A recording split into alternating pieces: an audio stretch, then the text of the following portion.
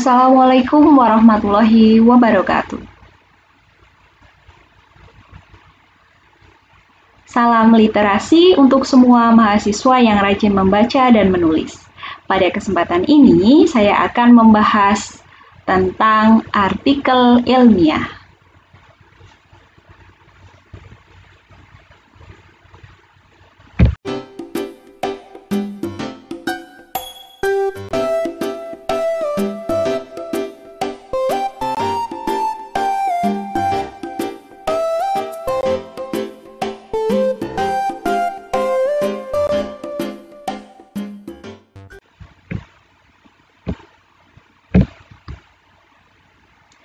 Dalam menulis artikel ilmiah, kita perlu memperhatikan sistematika penulisan artikel ilmiah. Sebuah artikel ilmiah memiliki beberapa bagian-bagian, di antaranya bagian judul, kemudian identitas penulis, bagian abstrak, bagian pendahuluan, bagian kajian teori, bagian metode, bagian pembahasan, bagian penutup, dan daftar pustaka.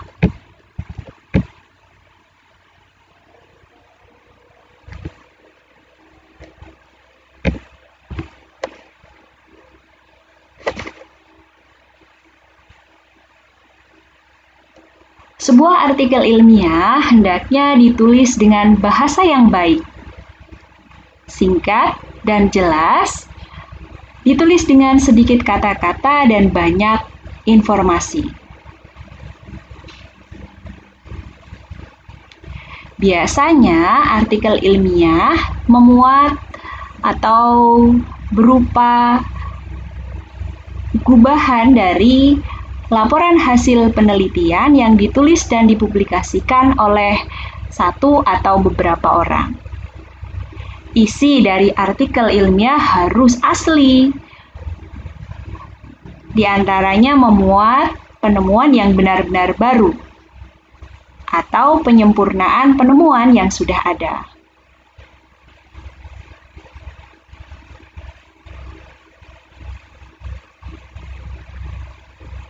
Artikel ilmiah biasanya dipublikasi di dalam proceeding atau jurnal ilmiah. Nah, bagian pertama adalah judul. Judul itu selalu diiringi dengan identitas penulis. Judul bisa ditulis paling akhir setelah kita menulis artikel. Judul yang baik ditulis dengan sedikit kata-kata tapi menjelaskan isi artikel. Jumlah kata biasanya terdiri dari 5 sampai dengan 14 kata.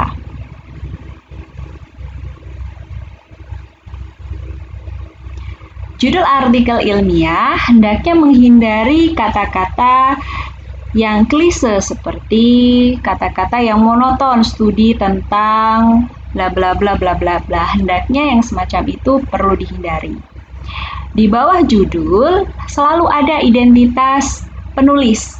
Identitas penulis terdiri dari nama penulis dan korespondensi. Penulis sebuah artikel ilmiah bertanggung jawab terhadap isi artikel. Penulis bisa terdiri dari satu orang atau lebih.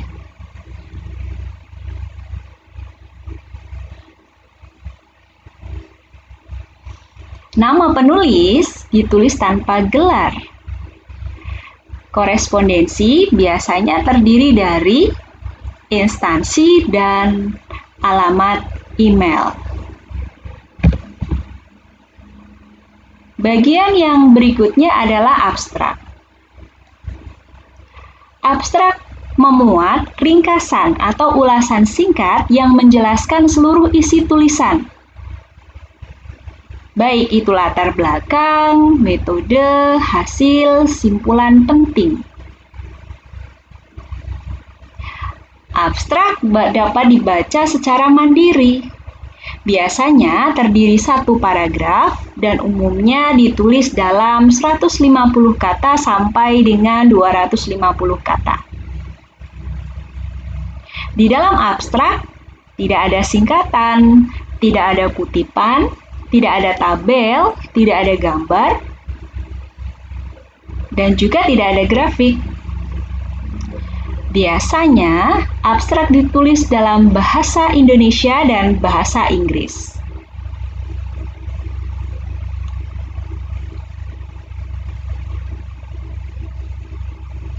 Jika tulisan berbahasa Arab, boleh juga abstrak ditulis dalam bahasa Arab. Tujuan dari abstrak adalah menyediakan informasi kepada pembaca untuk mengambil keputusan apakah dia perlu membaca atau tidak keseluruhan isi artikel ilmiah. Untuk itu, sebuah abstrak biasanya berisi paparan singkat tentang tujuan, kemudian tentang metode, kemudian ringkasan hasil penelitian, kemudian simpulan yang penting.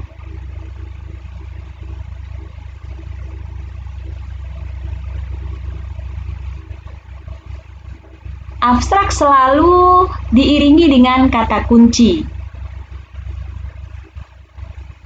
Kata kunci berisi konsep-konsep penting yang dibahas di dalam artikel. Biasanya kata kunci muncul 3 sampai dengan 5 kata. Bagian selanjutnya adalah pendahuluan.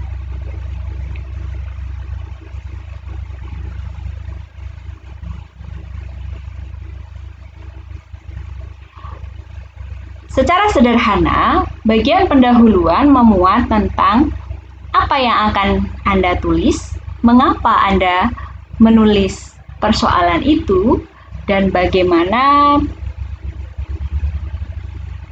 solusinya atau hasil kajiannya.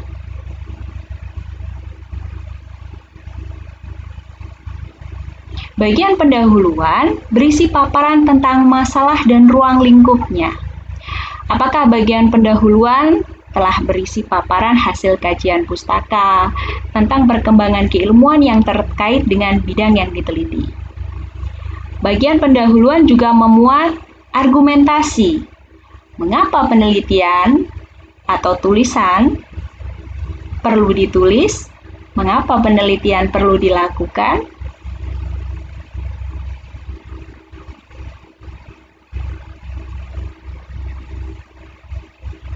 Dengan kata lain, bagian pendahuluan berisi penjelasan dan argumentasi. Mengapa suatu tulisan atau suatu penelitian penting dilakukan? Dalam hal ini, yang dimaksud penting tidak subjektif, namun harus disertai alasan ilmiah.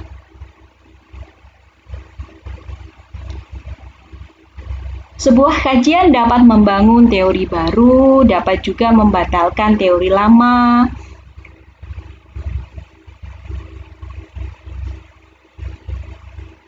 Juga menemukan sesuatu yang baru tentang persoalan. Di dalam pendahuluan juga perlu diuraikan bagaimana solusi untuk memecahkan masalah yang diangkat dalam tulisan. Masalah tersebut tentu harus masalah-masalah yang penting.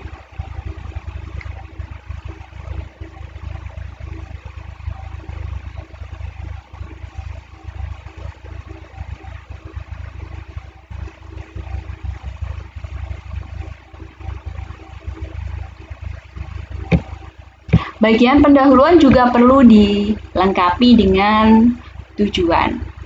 Selanjutnya adalah bagian kajian teori. Bagian kajian teori memuat teori yang menjadi dasar dalam sebuah kajian. Di dalamnya memuat minimal 3 gagasan pakar yang diambil dari buku atau artikel ilmiah lain, selanjutnya diakhiri dengan sintesis penulis.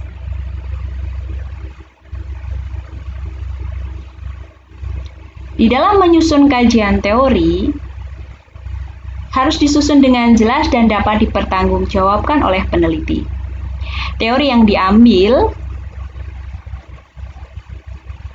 harus sesuai dengan permasalahan yang diangkat. Posisi teori dimanfaatkan untuk membantu memahami atau menafsirkan hal-hal yang terkait dengan permasalahan yang diangkat.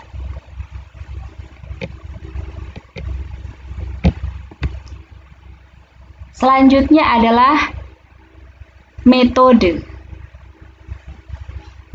Metode merupakan prosedur atau teknik yang digunakan oleh peneliti untuk mengumpulkan dan menganalisis data. Biasanya di dalam metode diuraikan tentang apa jenis penelitiannya, apa sumber datanya, bagaimana teknik pengumpulan datanya, bagaimana teknik analisis datanya, sampai dengan bagaimana data dalam kajian itu divalidasi.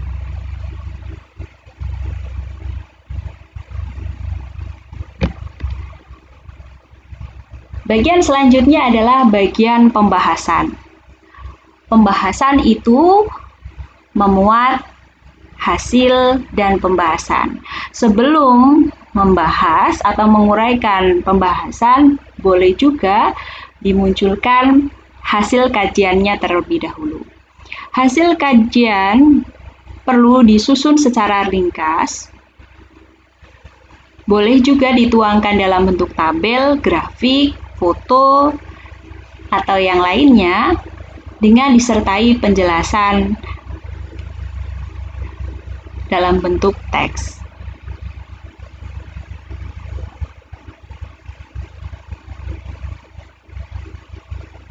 Hasil kajian biasanya dipaparkan dalam bentuk yang mudah dipahami, seperti dalam bentuk tabel, dalam bentuk bagan. Sedangkan bagian pembahasan, di dalam pembahasan tidak hanya mengulang pernyataan-pernyataan yang sudah diungkapkan di dalam deskripsi hasil. Namun di dalam pembahasan perlu ada interpretasi data, kemudian perlu juga menghubungkan antara teori dengan hasil penelitian, juga menghubungkan antara hasil penelitian yang sudah ada dengan hasil penelitian yang Anda tulis.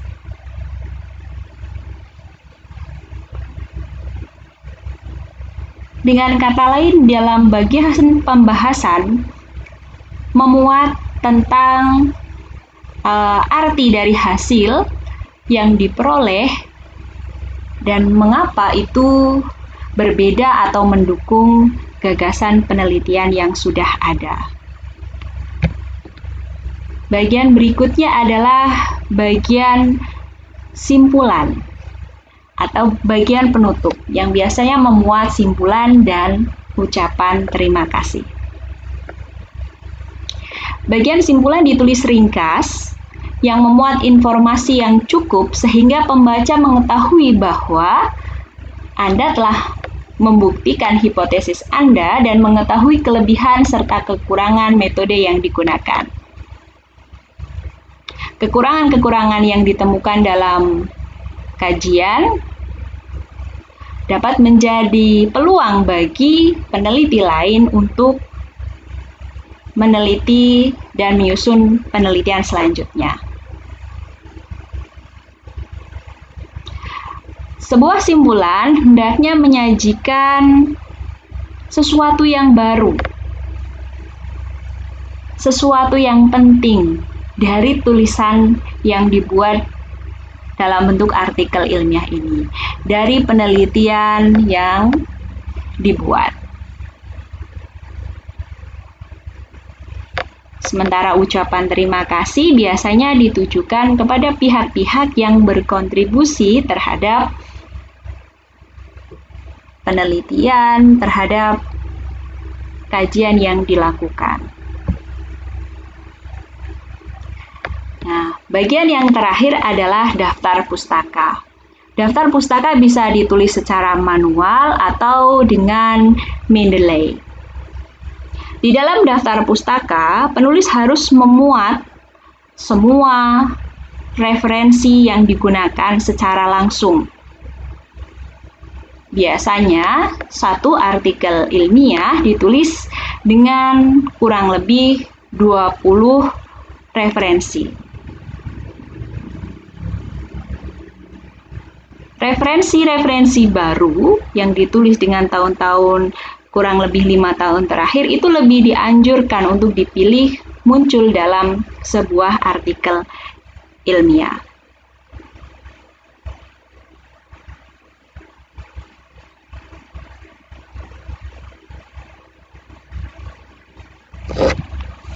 Demikian tentang artikel ilmiah yang bisa ditulis dari hasil penelitian. Jadi ketika kita memiliki laporan penelitiannya bisa disusun dalam bentuk artikel ilmiah. Seperti halnya teman-teman mahasiswa yang mengikuti program kreativitas mahasiswa, kalian akan menyusun proposal program kreativitas mahasiswa, baik itu PKMP, PKM PKMT atau yang lainnya. Salah satu luarannya adalah artikel ilmiah. Apa yang sudah kalian susun kemudian bisa ditulis dalam bentuk artikel ilmiah. Mari membaca, mari menulis artikel ilmiah. Wassalamualaikum warahmatullahi wabarakatuh.